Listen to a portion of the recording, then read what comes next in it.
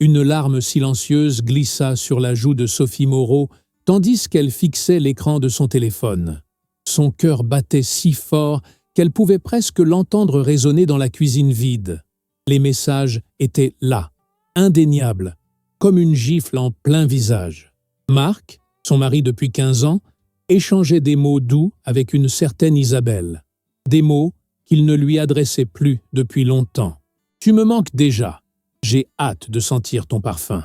Personne ne me comprend comme toi. » Sophie posa le téléphone sur le comptoir de la cuisine comme s'il s'agissait d'un objet brûlant.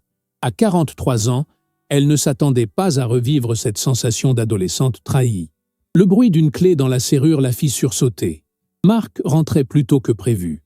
Sophie essuya rapidement ses larmes et replaça une mèche de ses cheveux auburn derrière son oreille. Devait-elle confronter immédiatement son mari ou attendre le moment opportun? Son cœur choisit pour elle. « Qui est Isabelle ?» demanda-t-elle sans préambule lorsque Marc apparut dans l'encadrement de la porte. Le visage de Marc se figea un instant, ses yeux s'élargissant légèrement avant qu'un étrange calme ne s'installe sur ses traits. Ce n'était pas la réaction à laquelle Sophie s'attendait. Pas de surprise, pas de déni précipité, juste ce calme déstabilisant. « Je voulais justement te parler », dit-il en posant sa mallette, comme si la question de Sophie faisait partie d'une conversation qu'il avait déjà planifiée. « Assieds-moi, s'il te plaît. » Sophie resta debout, ses jambes soudainement incapables de plier. « Je ne veux pas m'asseoir.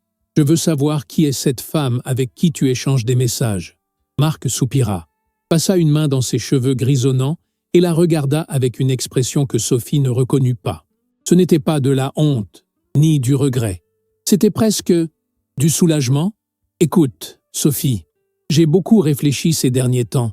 À nous, à notre mariage, à ce que nous sommes devenus. » Il marqua une pause, cherchant visiblement ses mots. « Je pense qu'il est temps pour nous d'évoluer, de nous ouvrir à de nouvelles expériences. » Sophie cligna des yeux, incrédule. « De quoi parles-tu exactement ?»« D'un mariage ouvert, » répondit-il avec une assurance déconcertante. « C'est une évolution naturelle pour les couples comme nous. Après tant d'années ensemble, un homme a parfois besoin de varier un peu. » Les mots frappèrent Sophie comme un coup de poing dans l'estomac. « Varier ?» répéta-t-elle, sa voix à peine audible. « Oui, varier », confirma Marc avec un naturel qui lui donna la nausée. « Nous vivons à une époque moderne, Sophie. Les couples évoluent, s'adaptent. Ce n'est pas tromper, c'est juste élargir nos horizons. » Sophie sentit ses jambes céder sous elle et s'appuya contre le comptoir de la cuisine. La pièce semblait tourner autour d'elle. Comment pouvait-il parler ainsi, avec cette désinvolture, comme s'il lui proposait simplement de changer de restaurant pour leur dîner du vendredi soir? « Tu es en train de me dire, » articula-t-elle lentement, « que tu veux mon autorisation pour coucher avec d'autres femmes ?» Marc eut le culot de sourire. « Ce n'est pas que ça, Sophie. C'est une ouverture mutuelle. Tu pourrais aussi rencontrer d'autres personnes. C'est ça, l'équilibre. » Un rire nerveux échappa à Sophie, un son étranglé qu'elle ne reconnut pas comme le sien. « Tu as perdu l'esprit. 15 ans de mariage, et c'est ce que tu proposes. Une ouverture. » La colère montait en elle, remplaçant peu à peu le choc initial.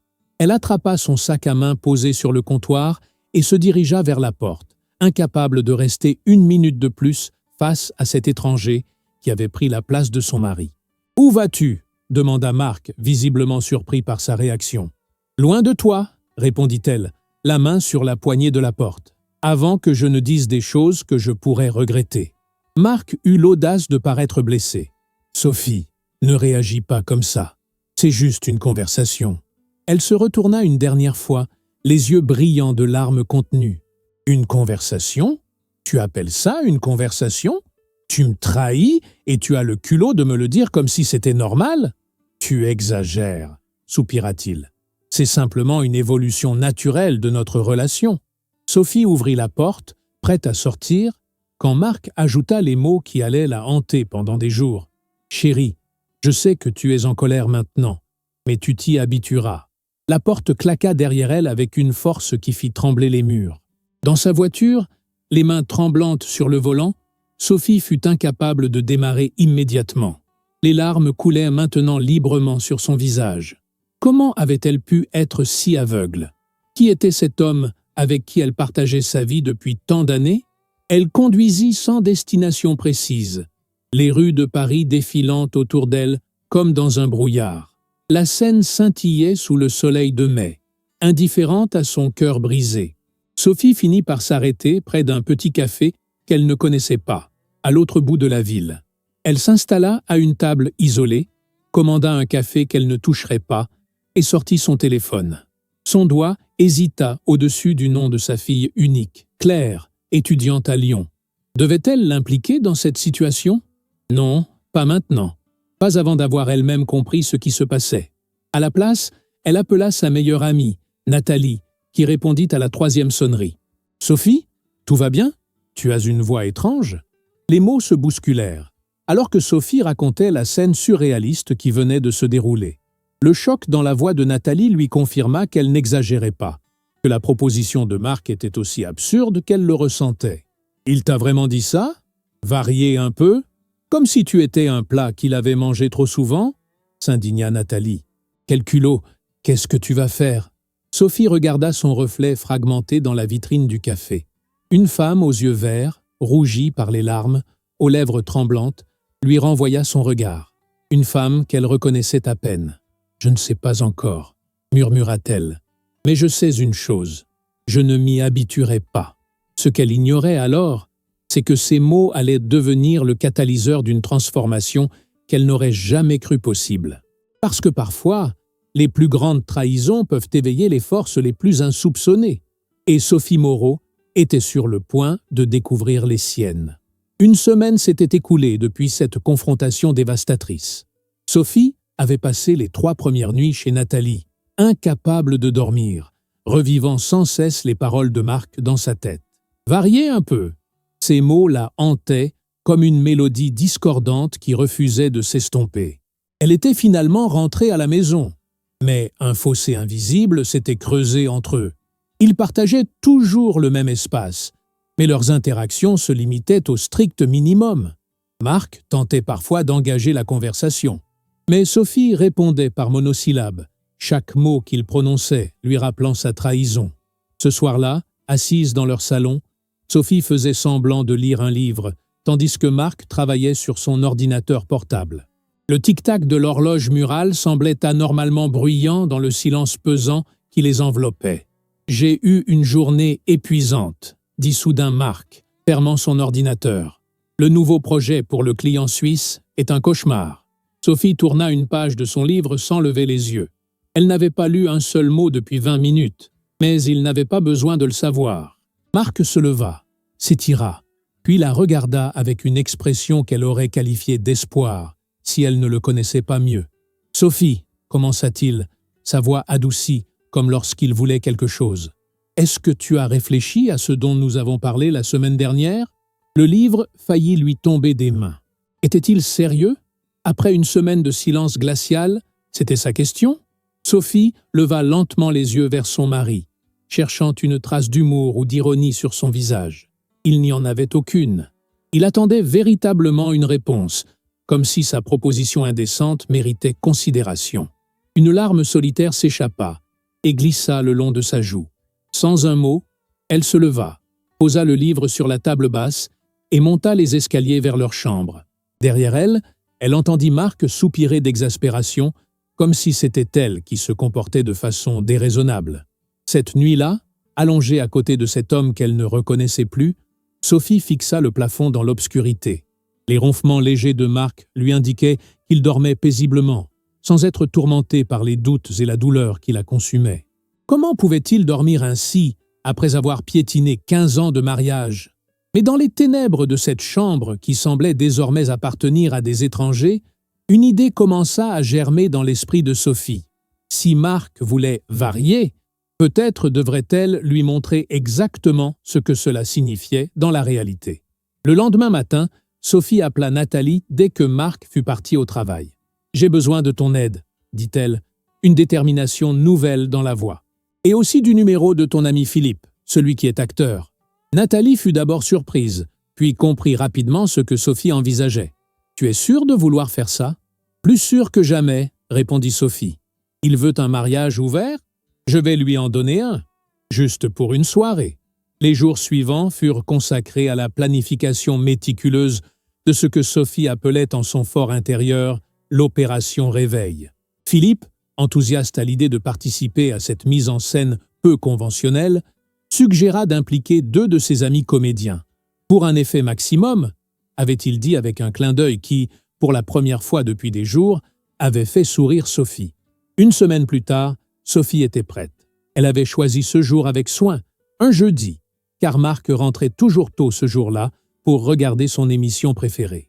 Au petit déjeuner, elle brisa enfin le silence qui s'était installé entre eux. « J'ai réfléchi », dit-elle calmement en versant du café dans sa tasse. Marc leva les yeux de son journal, surpris qu'elle initie une conversation. « À propos de quoi ?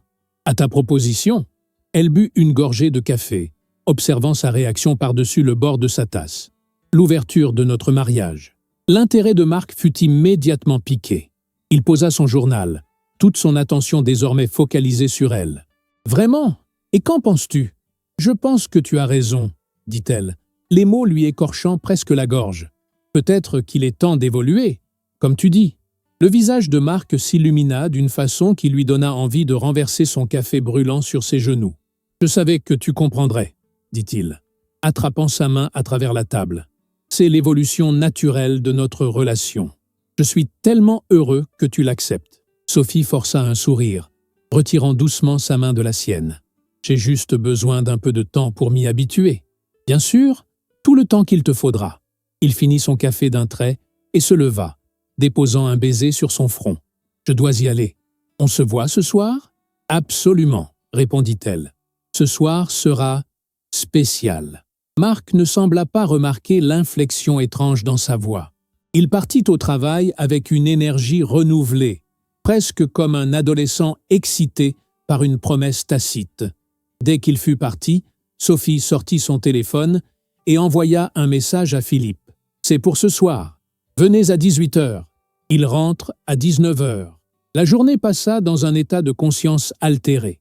Sophie se rendit à son travail de graphiste dans un studio de design, créa des maquettes, participa à une réunion, tout cela comme dans un rêve éveillé.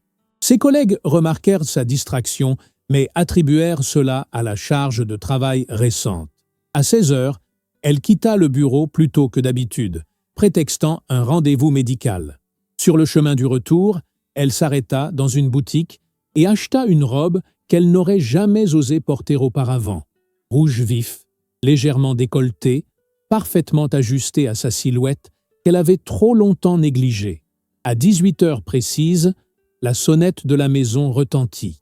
Sophie, vêtue de sa nouvelle robe, les cheveux soigneusement coiffés et le rouge à lèvres assorti à sa tenue, ouvrit la porte à Philippe et ses 2 amis, Antoine et Laurent. « Messieurs, » dit-elle avec un sourire qu'elle ne se connaissait pas, « bienvenue dans notre mariage ouvert. » Philippe, grand et élégant dans son costume sur mesure, baisa la main de Sophie avec une galanterie théâtrale. « Ma chère, nous sommes enchantés de participer à cette évolution de votre relation. » Antoine et Laurent, également bien habillés, entrèrent à leur tour, chacun portant un bouquet de fleurs qu'ils lui offrirent avec une révérence exagérée qui fit rire Sophie pour la première fois depuis des jours. « Vous êtes parfait !» murmura-t-elle en fermant la porte derrière eux. « Vraiment parfait !» Les 3 hommes connaissaient leur rôle à la perfection. Philippe, le plus âgé des 3 avec ses 45 ans, jouerait le rôle du mari numéro 1, sophistiqué, intellectuel, attentionné. Antoine, trentenaire au physique athlétique, serait le mari numéro 2, le cuisinier passionné et masseur talentueux. Laurent, le plus jeune avec ses 32 ans, incarnerait le mari numéro 3, l'infirmier sensible et à l'écoute. Et Marc sera, commença Laurent avec un sourire espiègle. Le numéro 4, compléta Sophie, un éclat de défi dans les yeux, le dernier arrivé. Ils passèrent la demi-heure suivante à peaufiner leur mise en scène. Antoine s'installa dans la cuisine et commença réellement à préparer un repas. Le délicieux arôme des oignons caramélisés et du bœuf qui cuisait à feu doux se répandait déjà dans la maison.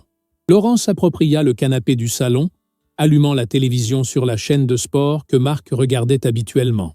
Philippe, quant à lui, monta dans la chambre conjugale avec Sophie pour s'installer confortablement sur le lit, torse nu, un livre à la main. « Tu es sûr que ça va aller ?» demanda-t-il doucement, abandonnant momentanément son personnage. « Ce n'est pas trop extrême ?» Sophie lissa les draps du lit avec des gestes précis, méthodiques. « Il m'a brisé le cœur avec une telle désinvolture, Philippe, comme si 15 ans ne signifiaient rien. Il mérite de ressentir ne serait-ce qu'une fraction de cette douleur. » Philippe acquiesça, comprenant parfaitement. « Alors donnons-lui un spectacle qu'il n'oubliera jamais. » À 19h moins 5, Sophie envoya un dernier message aux 3 hommes depuis sa position stratégique dans la cuisine où elle buvait tranquillement un verre de vin avec Antoine. « Il arrive dans 5 minutes. En position. » Le bruit caractéristique de la voiture de Marc se fit entendre dans l'allée. Sophie sentit son cœur s'accélérer. C'était maintenant ou jamais. Elle but une longue gorgée de vin pour se donner du courage. La porte d'entrée s'ouvrit et la voix de Marc résonna dans le vestibule. « Sophie, tu es là? Ça sent bon?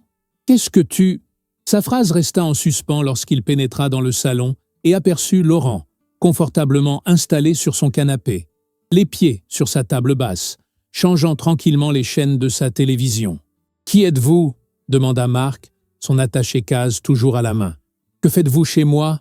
Laurent tourna lentement la tête vers lui, un sourire paresseux aux lèvres. « Ah, tu dois être le numéro 4. Bienvenue à la maison. »« Le numéro 4 » répéta Marc, confus et irrité. « De quoi parlez-vous? Où est ma femme ?»« Notre femme, » corrigea Laurent avec une nonchalance étudiée, « est dans la cuisine avec le numéro 2. Il prépare le dîner. Un vrai cordon bleu, celui-là. » Marc laissa tomber son attaché-case et se précipita vers la cuisine, où il trouva Sophie en train de rire aux éclats, tandis qu'Antoine lui faisait goûter une sauce directement de la cuillère en bois. « Sophie !» s'écria Marc, le visage rouge de colère. « Qu'est-ce qui se passe ici? Qui sont ces hommes ?» Sophie se tourna vers lui, calme et composée. « Bonsoir, chérie. Je te présente Antoine, mon mari numéro 2. Il nous prépare un délicieux bœuf bourguignon ce soir. » Elle fit une pause, savourant l'expression de choc total sur le visage de Marc. « Oh, je vois que tu as déjà rencontré Laurent, le numéro 3. Il est infirmier, tu sais. Très pratique. » Marc resta bouche bée, incapable de formuler une phrase cohérente. Antoine tendit la main vers lui. « Ravi de te rencontrer, numéro 4. Dis-moi, notre femme aime-t-elle toujours les champignons dans sa sauce? Je voulais vérifier. » Marc ignora la main tendue, son regard passant frénétiquement de Sophie à Antoine, puis à Laurent qui les avait rejoints dans l'encadrement de la porte de la cuisine. « Notre femme ?» répéta-t-il, sa voix montant dans les aigus. « Notre femme ?»« Oui », confirma Sophie avec un sourire radieux. « J'ai beaucoup réfléchi à ta proposition de mariage ouvert, et j'ai réalisé que tu avais raison. Il était temps d'évoluer, de varier un peu. » Marc sembla enfin retrouver sa voix. « Ce n'est pas ce que je voulais dire. Ce n'est pas comme ça que ça fonctionne. »« Ah non ?» demanda innocemment Sophie. « Comment ça fonctionne alors? Explique-moi. » Avant que Marc ne puisse répondre, une voix appela du haut de l'escalier. « Chérie, tu peux monter une minute? J'ai besoin de ton avis sur quelque chose. » Le visage de Marc pâlit visiblement. « Qui est là-haut? Dans notre chambre? »« Philippe, » répondit Sophie. « Mon mari numéro 1. Tu devrais aller le saluer. Il est impatient de te rencontrer. » Marc s'élança dans l'escalier, prenant les marches 2 par 2. Sophie, Antoine et Laurent échangèrent un regard complice, avant de le suivre calmement. Lorsque Marc poussa la porte de la chambre conjugale, il trouva Philippe confortablement installé sur le lit, un livre à la main, torse nu.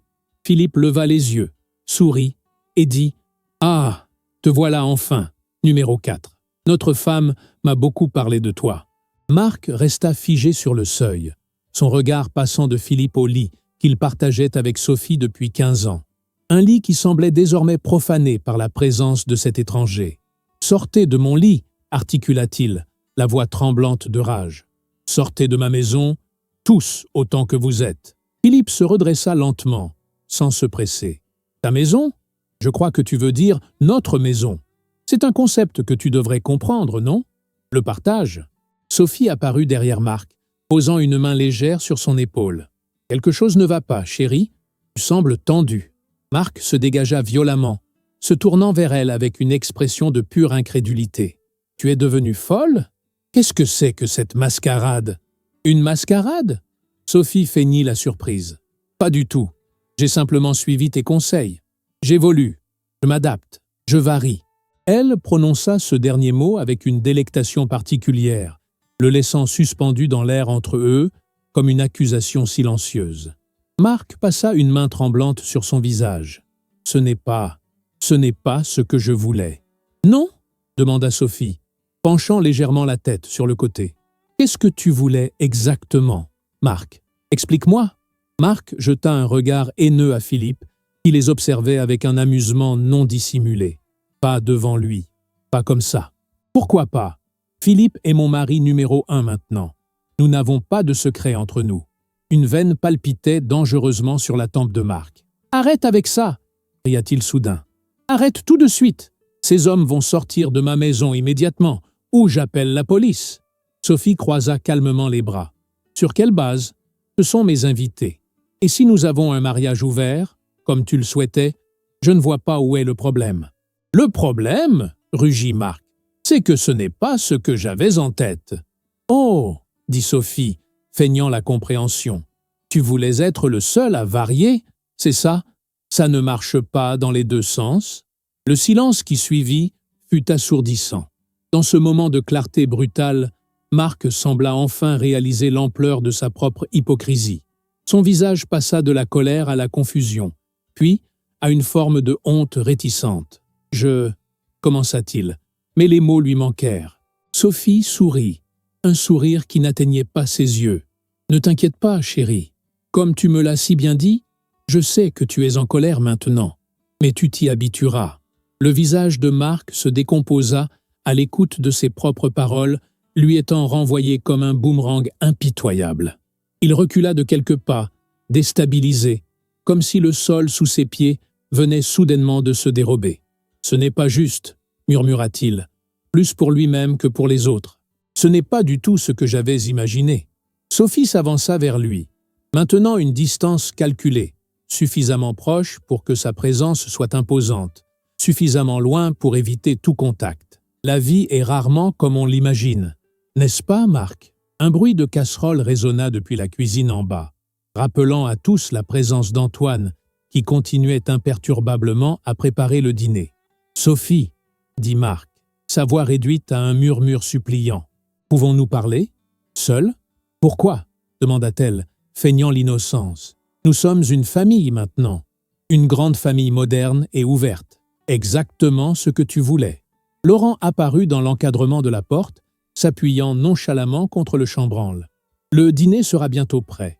Antoine demande si nous mangeons dans la salle à manger ou dans le jardin ce soir. »« Dans la salle à manger !»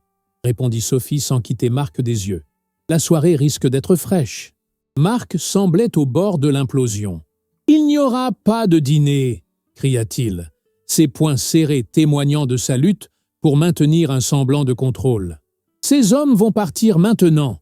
Philippe se leva du lit avec une grâce délibérée, enfilant lentement sa chemise. « Notre femme a pourtant dit que nous dînions ici ce soir, » dit-il calmement, « et j'ai particulièrement faim. »« Arrête de l'appeler comme ça !» hurla Marc, perdant finalement tout contrôle. Sophie observait la scène avec un mélange de satisfaction vengeresse et de tristesse profonde. Voir son mari de 15 ans réduit à cet état de rage impuissante ne lui apportait pas le plaisir qu'elle avait anticipé. C'était nécessaire, se rappela-t-elle, nécessaire pour qu'il comprenne. « Marc, » dit-elle doucement, sa voix contrastant avec la tension ambiante, « pourquoi es-tu si contrarié? Tu voulais un mariage ouvert. Je te donne exactement ce que tu as demandé. »« Passe comme ça !» hurla-t-il, des larmes de frustration apparaissant au coin de ses yeux. « Ce n'est pas ce que je voulais. »« Alors, qu'est-ce que tu voulais exactement ?» demanda Sophie, sa voix soudain tranchante comme une lame. « Dis-le clairement, pour une fois. » Le silence s'installa, lourd et oppressant. Marc ouvrit la bouche, puis la referma, puis l'ouvrit à nouveau. « Je voulais... » « Oui » pressa Sophie. « Tu voulais quoi ?»« Je voulais pouvoir voir Isabelle sans me sentir coupable, lâcha-t-il finalement. Je voulais avoir la liberté d'explorer cette connexion sans détruire notre mariage. Sophie eut un rire sans joie. En d'autres termes, tu voulais mon autorisation pour me tromper, tout en gardant le confort et la sécurité de notre foyer. Marc baissa les yeux. Son silence était la confirmation la plus éloquente qu'elle aurait pu recevoir. Et à aucun moment, continua Sophie, implacable, tu n'as pensé à ce que je ressentirais? À la douleur que tu me causerais? À l'humiliation? Je pensais que tu comprendrais, murmura Marc, que tu accepterais. Comme j'accepte maintenant ces 3 hommes dans notre vie? Demanda Sophie, désignant Philippe et Laurent d'un geste de la main. C'est différent quand les rôles sont inversés, n'est-ce pas? Marc releva la tête, la colère refaisant surface. Tu ne peux pas sérieusement vouloir… Ça? Il pointa un doigt accusateur vers Philippe. C'est ridicule. C'est dégradant. Exactement, acquiesça Sophie avec un calme glacial. Exactement comme ta proposition l'était pour moi. Un moment de compréhension sembla enfin se dessiner sur le visage de Marc. Il regarda autour de lui, comme s'il voyait vraiment la scène pour la première fois. « C'est une mise en scène, n'est-ce pas ?» demanda-t-il lentement. « Une leçon que tu voulais me donner. » Sophie garda le silence, son regard soutenant celui de son mari sans ciller. « Ces hommes, » continua Marc, désignant Philippe et Laurent, « ce sont des acteurs, c'est ça ?» Philippe s'avança, tendant la main avec un sourire professionnel. « Philippe Dumas, comédien, enchanté de faire votre connaissance, même dans ces circonstances particulières. » Laurent fit de même. Laurent Mercier. J'ai joué dans plusieurs publicités. Peut-être m'avez-vous reconnu? Celle pour le yaourt allégé l'année dernière? Marc ignora leurs mains tendues, se tournant vers Sophie avec un mélange de soulagement et d'indignation. Tu as orchestré tout ça? Tu as fait venir ces acteurs dans notre maison pour me faire croire que… Pour te faire ressentir, corrigea Sophie, exactement ce que j'ai ressenti quand tu m'as proposé ce mariage ouvert. Cette sensation d'être remplaçable, jetable. Marc passa une main tremblante dans ses cheveux. C'était cruel. Oui, admit Sophie sans une once de remords. Presque aussi cruel que de dire à sa femme de 15 ans qu'on veut varier un peu. Antoine apparut dans l'encadrement de la porte, s'essuyant les mains sur un torchon. « Le dîner est prêt », annonça-t-il. Puis, sentant la tension dans la pièce, il ajouta « Mais je peux le garder au chaud si vous avez besoin de finir cette conversation. » Sophie hocha la tête. « Merci, Antoine. Je pense que Marc et moi avons effectivement besoin de parler en privé maintenant. » Philippe et Laurent échangèrent un regard avant de quitter discrètement la chambre, suivis par Antoine. Leurs pas résonnèrent dans l'escalier, puis la porte d'entrée s'ouvrit et se referma. Seuls dans leur chambre, Marc et Sophie se regardèrent comme des étrangers. Le lit entre eux semblait symboliser le gouffre qui s'était creusé dans leur relation. « Pourquoi ?» demanda finalement Marc, sa voix à peine audible. « Pourquoi ne pas simplement me dire que tu étais blessé ?» Sophie soupira, soudain épuisée par le poids de toute cette mise en scène. « Je te l'ai dit, Marc, tu n'as pas écouté. Tu étais tellement pris dans ta propre histoire, dans ta justification de ce que tu voulais faire, que tu n'as même pas vu ma douleur. Alors tu as décidé de me faire souffrir à ton tour ?» La question flottait entre eux, chargée d'accusations. « Non !» répondit Sophie avec une sincérité qui la surprit elle-même. « J'ai décidé de te faire comprendre. Les mots ne suffisaient pas. Tu avais besoin de ressentir. » Marc s'assit lourdement sur le bord du lit, comme si ses jambes ne pouvaient plus le porter. « Je l'ai ressenti, » admit-il. Cette sensation d'être trahi, remplacé, c'était horrible. Sophie s'approcha lentement et s'assit à côté de lui, maintenant une distance prudente. C'est ce que j'ai ressenti quand j'ai découvert tes messages avec Isabelle.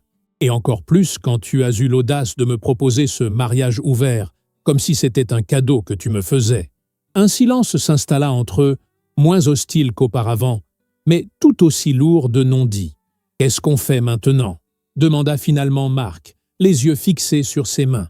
Sophie prit une profonde inspiration. « Je ne sais pas, » répondit-elle honnêtement. « Je ne sais pas si ce qui a été brisé peut être réparé. Je suis désolé, » murmura Marc. « Vraiment désolé. Je n'avais pas réalisé, je n'avais pas compris. Le problème, dit doucement Sophie, c'est que tu n'as pas essayé de comprendre. Tu étais tellement concentré sur ce que tu voulais que tu n'as jamais pensé à ce dont j'avais besoin. Marc hocha lentement la tête. J'ai été égoïste. Oui, confirma Sophie sans ménagement. Tu l'as été. Est-ce que tu peux me pardonner? La question était suspendue entre eux, fragile comme du cristal. Sophie ferma les yeux un instant. Pouvait-elle pardonner? Voulait-elle pardonner? Je ne sais pas, répondit-elle avec une honnêteté brutale. Ce que je sais, c'est que ce soir, tu dormiras sur le canapé. Elle se leva, signifiant que la conversation était terminée pour l'instant. Marc resta assis, l'air défait, comprenant enfin l'ampleur de ce qu'il avait failli détruire par pure insouciance. « Sophie !» appela-t-il alors qu'elle s'apprêtait à quitter la chambre. « Ces hommes, ils ne reviendront pas, n'est-ce pas ?» Pour la première fois de la soirée, un véritable sourire apparut sur le visage de Sophie. « Ça dépend de toi ?» répondit-elle, avant de fermer doucement la porte derrière elle. Les semaines qui suivirent cette confrontation spectaculaire furent marquées par un calme précaire dans la maison des Moreau.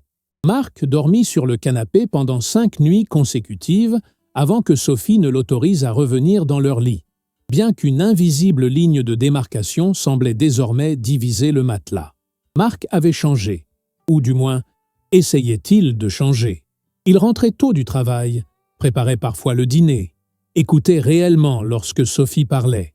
Il avait même suggéré une thérapie de couple, proposition que Sophie avait accueillie avec un mélange de surprise et de scepticisme prudent. « Tu es sérieux ?» avait-elle demandé. « Complètement », avait-il répondu, une sincérité inhabituelle dans la voix. « Je veux sauver notre mariage, Sophie. Je ferai tout ce qu'il faut. » Ils avaient commencé à voir une thérapeute, la docteure Renaud, 2 fois par semaine. Les premières séances avaient été douloureuses, les non-dits et les ressentiments remontant à la surface comme des bulles toxiques dans une eau trouble. Marc avait dû admettre que sa relation avec Isabelle avait dépassé le stade des simples messages. Ils s'étaient rencontrés 2 fois pour déjeuner, bien qu'ils juraient qu'il n'y avait rien eu de physique entre eux. Ce n'était pas à propos du sexe, avait-il expliqué, mal à l'aise sous le regard perçant de la thérapeute. C'était l'excitation de quelque chose de nouveau, de différent. La sensation d'être à nouveau désiré, admiré. « Et vous ne vous sentiez pas désiré dans votre mariage ?» avait demandé la docteure Renaud. Marc avait hésité, cherchant ses mots. « Ce n'est pas que Sophie ne me désirait pas, c'est que, avec le temps, on devient invisible, prévisible, on se fond dans le paysage. » Sophie avait ressenti ces paroles comme une gifle. Était-ce ainsi qu'il la voyait, comme une partie du paysage, un élément de décor dans sa vie? Elle aussi s'était sentie invisible parfois, prise pour acquise, mais jamais elle n'avait envisagé de chercher ailleurs ce qui manquait entre eux. 1 mois après l'incident des 3 maris, alors qu'ils revenaient d'une séance particulièrement intense de thérapie, Sophie reçut un appel de leur fille Claire. La conversation commença normalement. Des nouvelles des études, des amis, de la vie à Lyon, jusqu'à ce que Claire demande innocemment « Et vous deux, ça va mieux ?» Sophie se figea. Elle n'avait rien dit à sa fille sur les problèmes qu'elle traversait avec Marc. Du moins, elle le croyait. « Que veux-tu dire ?» demanda-t-elle prudemment. Un silence embarrassé suivit. « Papa m'a appelé il y a 2 semaines », admit finalement Claire. Il était bouleversé. Il m'a tout raconté, maman. Pour cette femme, Isabelle, pour sa proposition ridicule, et aussi pour ta réponse créative. Sophie sentit une vague de colère monter en elle. De quel droit Marc impliquait-il leur fille dans cette situation? Claire n'avait que 22 ans. Elle n'avait pas apporté le poids des erreurs de ses parents. « Je suis désolée qu'il t'ait mêlé à tout ça », dit Sophie, s'efforçant de garder une voix calme. « Ne le sois pas », répondit Claire avec une maturité qui surprit sa mère. « Je suis contente qu'il me l'ait dit, et je suis fière de toi, maman. »« Fière ?» répéta Sophie, interloquée. « Pour la façon dont tu as géré ça. Les acteurs, c'était génial. » Un rire chaleureux traversa la ligne téléphonique. « Je n'aurais jamais pensé que ma mère pouvait être aussi badass. » Malgré elle, Sophie sourit. « Ce n'était pas très mature de ma part. Peut-être, concéda Claire, mais c'était nécessaire. Papa avait besoin de comprendre ce qu'il risquait de perdre. Après avoir raccroché, Sophie resta un long moment immobile dans la cuisine, le téléphone encore dans sa main. La conversation avec Claire avait remué quelque chose en elle, une question qui tournait en boucle dans son esprit depuis des semaines. Voulait-elle vraiment sauver ce mariage? Marc faisait des efforts. C'était indéniable. Il était attentif, présent, repentant. Mais quelque chose s'était brisé en elle le jour où il avait proposé ce mariage ouvert avec tant de désinvolture. Une confiance fondamentale, une certitude qu'elle avait sur leur relation. Pouvait-on réparer cela? Ce soir-là, après un dîner silencieux, Sophie s'installa dans leur petit salon avec un verre de vin. Marc la rejoignit, hésitant, comme s'il attendait une permission. « Je peux ?» demanda-t-il, indiquant le fauteuil face à elle. Sophie hocha la tête, et il s'assit, nerveux, ses mains jouant avec le bord de sa chemise. « J'ai parlé à Claire aujourd'hui, » dit-elle sans préambule. Marc pâlit visiblement. « Elle t'a dit que je l'avais appelée ?»« Oui, je suis désolé, » dit-il rapidement. « Je n'aurais pas dû l'impliquer. J'étais perdu. J'avais besoin de parler à quelqu'un qui nous connaît tous les deux. » Sophie but une gorgée de vin, prenant le temps de choisir ses mots avec soin. « Marc, je dois te demander quelque chose, et j'ai besoin que tu sois complètement honnête. » Il se redressa, soudain alerte. « Bien sûr, n'importe quoi. Pourquoi veux-tu sauver notre mariage ?» La question sembla le prendre au dépourvu. Il ouvrit la bouche, puis la referma, cherchant visiblement une réponse. « Je t'aime, » dit-il finalement. « Est-ce suffisant ?» demanda Sophie, son regard soutenant le sien. Après tout ce qui s'est passé, Marc se pencha en avant, les coudes sur les genoux. « Je ne sais pas si c'est suffisant, mais je sais que je ne veux pas te perdre. Quand j'ai vu ces hommes dans notre maison, quand j'ai entendu comment ils t'appelaient, quand j'ai imaginé que tu pourrais être avec l'un d'eux, j'ai compris ce que j'avais failli détruire, par pure stupidité. » Sophie posa son verre, une soudaine clarté l'envahissant. « Ce n'était pas de la stupidité, Marc, c'était de l'égoïsme. Tu as pensé uniquement à ce que tu voulais, sans considérer ce que cela me ferait. Tu as raison, » admit-il, la voix brisée. « J'ai été égoïste, terriblement égoïste. » Un silence s'installa entre eux, lourd de 15 années partagées et d'un avenir incertain. « Je ne sais pas si je peux te faire à nouveau confiance, » dit finalement Sophie. Les mots semblaient flotter dans l'air comme des feuilles mortes. « Et sans confiance, que reste-t-il » Marc la regarda, les yeux brillants de larmes contenues. Le désir de reconstruire, la volonté d'essayer, l'espoir qu'avec le temps, répéta Sophie, un sourire triste aux lèvres. C'est ce que disent toujours les gens, n'est-ce pas? Le temps guérit toutes les blessures, mais certaines blessures laissent des cicatrices qui ne disparaissent jamais. Je sais, murmura Marc, je le vois dans tes yeux chaque jour, cette douleur que j'ai causée. Sophie se leva, s'approcha de la fenêtre. La nuit était tombée sur Paris, les lumières de la ville scintillant au loin comme des promesses distantes. « J'ai pris une décision, » dit-elle, dos à lui. Elle entendit Marc retenir son souffle. « Je vais chez ma sœur demain. J'ai besoin d'espace, de temps pour réfléchir loin de cette maison, loin de nous. » Pour combien de temps? La voix de Marc était à peine audible. « Je ne sais pas, » répondit honnêtement Sophie. « Le temps qu'il faudra pour que je sache si je peux encore être ta femme. » Elle se retourna pour lui faire face, surprise de constater qu'elle ne ressentait ni colère ni tristesse en cet instant, juste une étrange paix, comme si elle venait enfin de se libérer d'un poids qu'elle portait depuis trop longtemps. Marc se leva, fit un pas vers elle, puis s'arrêta, respectant la distance qu'elle avait établie. « Je t'attendrai, » dit-il simplement, « aussi longtemps qu'il le faudra. » Sophie hocha la tête, ni acceptation ni rejet, simplement une reconnaissance de sa promesse. Épilogue. 1 an plus tard, Sophie ajusta une dernière fois le col de sa blouse en soie crème avant de sortir sur la petite terrasse de son appartement. Le printemps parisien était particulièrement doux cette année. Les arbres du boulevard, en contrebas, formant une canopée de vert tendre. Le café qu'elle avait préparé embaumait l'air, une nouvelle marque qu'elle avait découverte lors de son récent voyage en Colombie. L'un des nombreux voyages qu'elle s'était offert cette année, rattrapant tout ce qu'elle avait reporté à plus tard. pendant son mariage. La sonnette retentit, et Sophie sourit. Claire était toujours ponctuelle, une qualité qu'elle tenait sans doute de son père. « J'arrive !» lança-t-elle en traversant le salon qu'elle avait décoré entièrement selon ses goûts. Des couleurs vives, des motifs audacieux, tout ce que Marc aurait trouvé excessif. Claire se tenait sur le palier, rayonnante dans sa robe printanière, un paquet soigneusement emballé dans les mains. « Joyeux anniversaire, maman !» Elles s'enlacèrent longuement, puis Claire s'écarta pour regarder sa mère. « Tu es magnifique. Cette nouvelle coupe de cheveux te va à ravir. » Sophie passa une main dans ses cheveux, coupés au carré, une audace qu'elle n'avait jamais osée auparavant. « Merci, ma chérie. Viens, j'ai préparé ton dessert préféré. » Alors qu'elle s'installait sur la terrasse avec leur part de tarte aux fraises, Claire observa attentivement sa mère. « Tu as l'air heureuse, maman. Vraiment heureuse. » Sophie sourit, réalisant que c'était vrai. « Je le suis. Ce n'a pas été facile, mais je me suis retrouvée. »« Et papa ?» demanda doucement Claire. « Tu l'as vu récemment ?» Sophie hocha la tête. « Nous avons déjeuné ensemble la semaine dernière. Il va bien. Son entreprise prospère. Et il m'a dit qu'il avait commencé une thérapie individuelle. Vous semblez en bons termes ? » « Nous le sommes, » confirma Sophie. « Nous avons été mariés pendant 15 ans. Nous avons une fille merveilleuse.